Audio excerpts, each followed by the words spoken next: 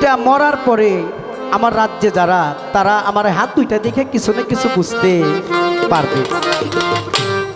ঠিক তার কথা মতো সম্রাট আলমগীর মারা যাওয়ার পর তার প্রজারা তাদেরকে ফরজ গোসল করাইয়া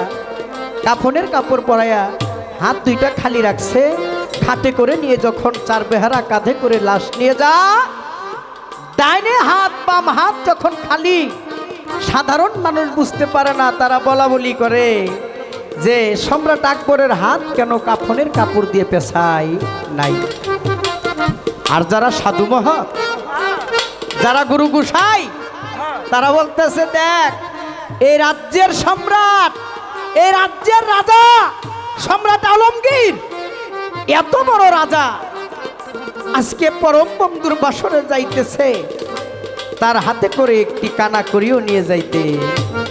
পারলো না। কে দিনে দিনে গেল দিন, বাকি মাত্র একদিন মানুষ, একদিনও ভাবলি না সেই তোর দিনের ভাবনা ভাবে ওই দিনের আর কয়দিন বাকি, দেহ ছেড়ে গেলে বাকি, ওই দিনের আর কয়দিন বাকি তোর দেহ ছেড়ে গেলে, আরে ওই দিনের আর কয়দিন বাকি তোর দেহ ছেড়ে গেলে পাখি, দেখবি সেদিন সবই ফাঁকি, সবই ছলনা মানুষ, দেখবি সেদিন সবই ফাঁকি, সবই ছলনা না না না। সাধুর সঙ্গ দিলে না,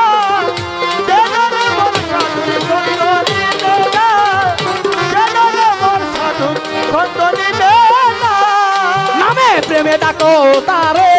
পারে যাবি সমাদরে, মনে চাই যারে তোর নাই তুলনা, নামে প্রেমে ডাকো তারে, পারে যাবি সমাদরে, মনে চাই যারে তোর নাই তুলনা, আর নামে প্রেমে ডাকো তারে, পারে যাবি সমাদরে,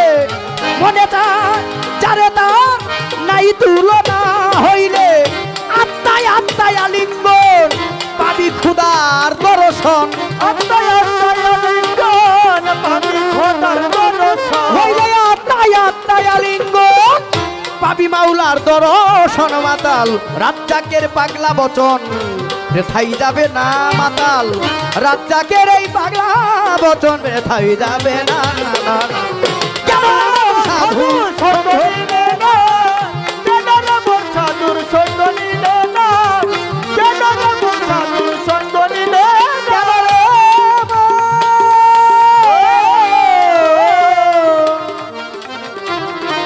সাধু সঙ্গ